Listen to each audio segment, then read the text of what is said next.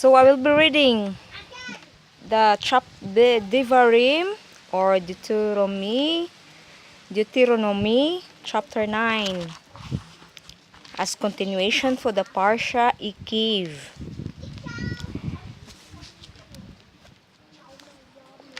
Listen, Israel, you are to cross the Jordan today or the Jordan today to go in and dispossess nations greater and stronger than you. Great cities fortified up to the sky, a people great and tall, the Anakim, whom you know about and of whom you have heard it said, who can stand before the descendants of Anak? They are giant. Therefore understand today that Jehovah, your Elohim, will himself cross ahead. Therefore understand today that Jehovah your Elohim will himself cross ahead of you as a devouring fire. He will destroy them and bring them down before you. You see, it is Jehovah said that he is the one who will devour or bring them down before you. So the only thing required is to trust him and obey what he said. Continue. Thus will you drive them out and cause them to perish quickly, as Jehovah has said to you. Don't think to yourself, after your Elohim has pushed them out ahead of you, it is to reward my righteousness that Jehovah has brought me in to take possession of this land. No, it is because these nations have been so wicked that Jehovah is driving them out ahead of you. It's not because of your righteousness or because your heart is so upright, self-righteousness. It's not because of that we are so. It is not because of your righteousness or because of your heart is so upright that you go in to take possession of their land, but to punish the wickedness of this nation that Jehovah your Elohim is driving them out ahead of you, and also to confirm the word which Jehovah swore to your ancestors, Abraham, Yitzhak, and Yaakov. Therefore, understand that it's not for your righteousness that Jehovah, your Elohim, is giving you this good land to possess. So it's not the reason of our uprightness, righteousness that he gave this land.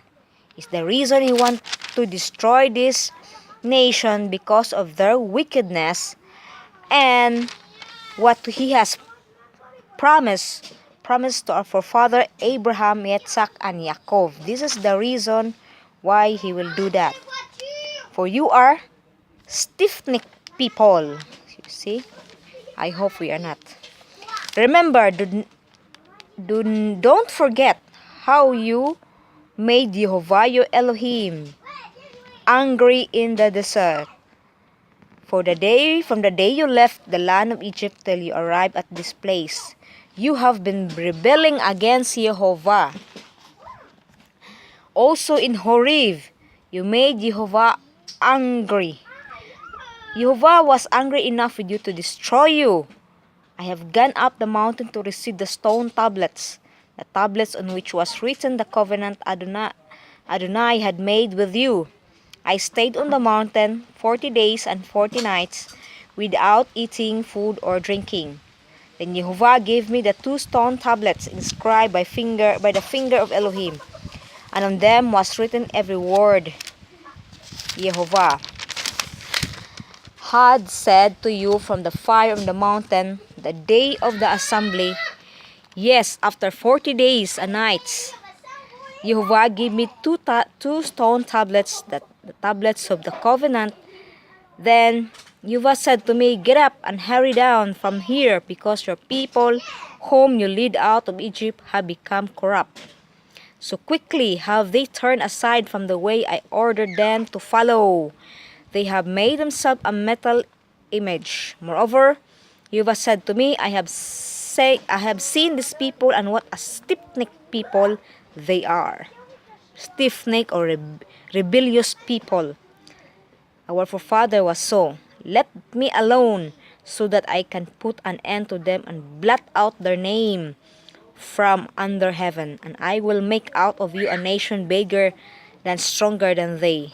I came down from the mountain. The mountain was blazing fire. The 2 tablets of the covenant were made in 2 hands. I looked, and there you had sinned against Jehovah your Elohim. You have made yourself a metal calf. You had turned aside quickly from the way Jehovah has ordered you to follow.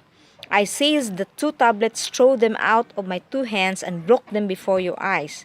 Then I fell down before Jehovah as I had the first time for the 40 days and nights, during which time I neither eat food nor drink. All because of the sin you committed by doing what is evil in the sight of Jehovah and thus provoking him.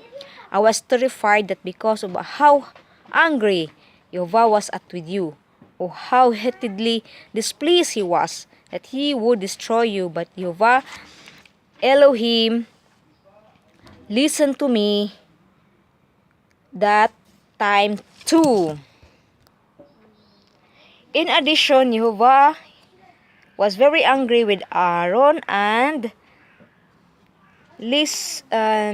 would have destroyed him. But I prayed for Aaron, and also at the same time I took your sin, the calf you have made, and burned it up in the fire, beat it to pieces, and ground it up still smaller, until it was as fine as dust.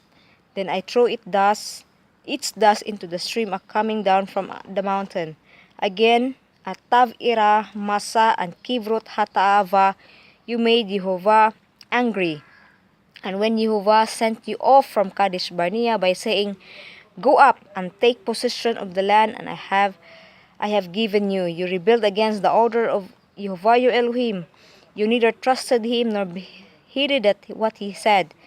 You have been rebelling against Jehovah from the day I first knew you. So I fell down before Jehovah for those 40 days and nights, and I lay there because Jehovah had said he would destroy you. I prayed to Adonai. I said, "Adonai Elohim, Jehovah Elohim, don't destroy your people, your inheritance. You redeemed them through your greatness. You brought them out of Egypt with a strong hand. Remember your servant Abraham, Yitzhak, and Jacob. Don't focus on the stubbornness of these people, on the wickedness, on their sin. Otherwise, the land you brought us out of will say it is because Jehovah was not able to bring them into the land he promised them, and because he hated them, that he was brought them out to kill them in the desert. But in fact, they are your people, your inheritance, whom you have brought out by your great power and outstretched arm." That was chapter 9.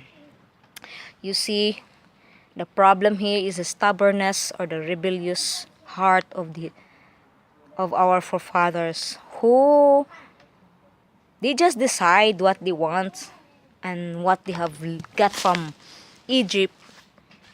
Build a golden calf to be as God, because they think that Moshe is not coming back yet. And it was sad, you see. Instead, at this time, they were guided by Moshe to enter the land of the promise.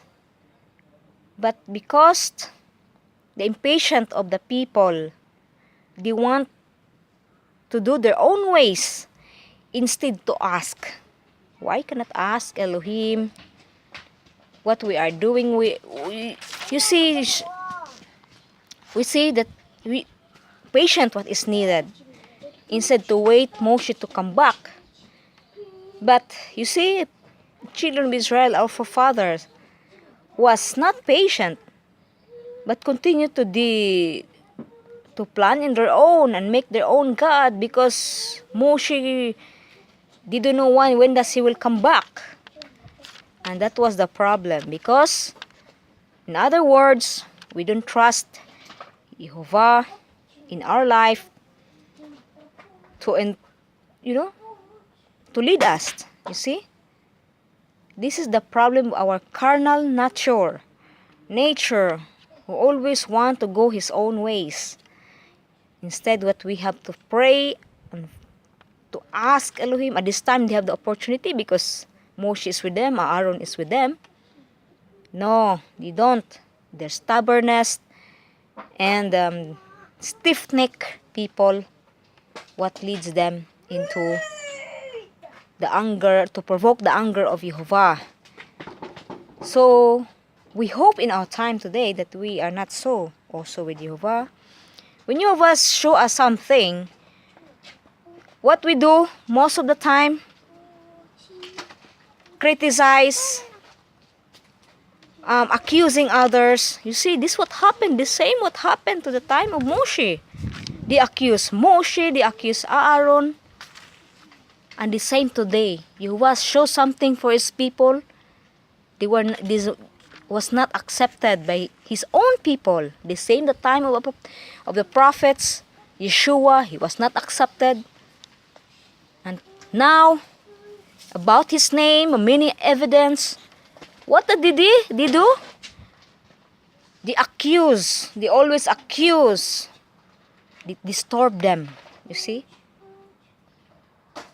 You see, time there is a reason why all this document of the manuscript come out. We are on the last days and Jehovah is restoring Jerusalem. And I believe we are on this way. And I hope that may Jehovah open their eyes to the many who have not still in bondage of man, instead to study and understand and prayer.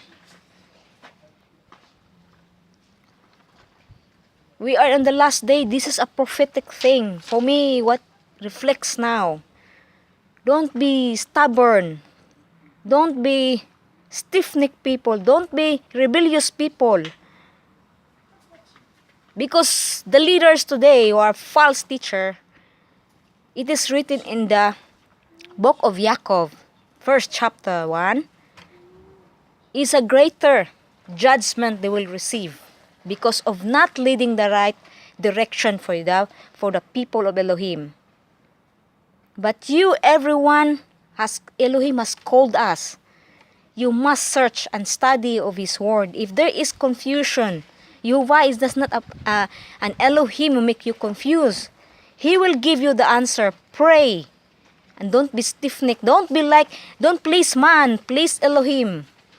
Because He is the most important in our life. He is the creator of the universe. If you please man, then you are finished. It's not the way. So instead, Aaron must get because he was treating him. That's why he did all this golden calf there. So this is what happened. So Jehovah was so angry with his people. You see? These people know the name of Jehovah, but rebellious. We hope and pray that we are not like them. They are a mirror to us. And we have the chance to better that from our father deeds. We have the chance to do that and ask ourselves if we are right, in the right direction, and not to fight with others. So, we hope that we have a real relationship to our Father in heaven. That, speak bad words to other brethren, accusing our brothers.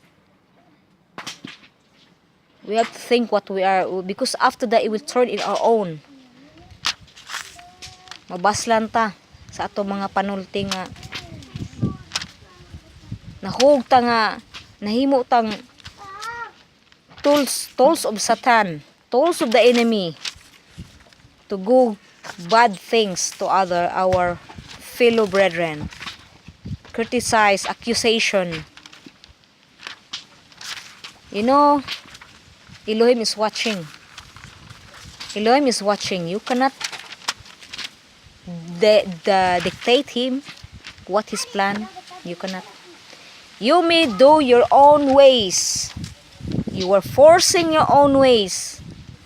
But that is not, if it is not the way of Jehovah, it will not be successful. I guarantee you. You are just putting yourself on the wall. And after that, you will have a pain. The word of Jehovah is true.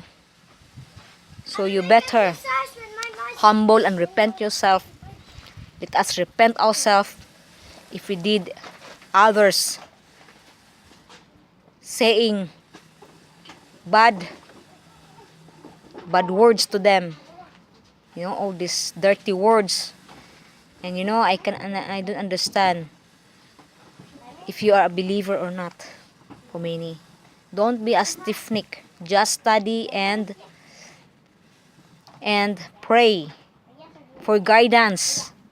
Because if not, like our forefather doing their own ways, not waiting Moshe to come back because it's too long.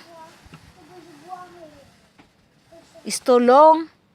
This is why they are building their own Elohim, and Jehovah provoked his anger. So we will see on the next chapter what will happen to them in chapter 10. And I will read for that. Okay, I say shalom for this chapter 9 of Deteuronomy, Parasha Eikiv. Shalom, bye.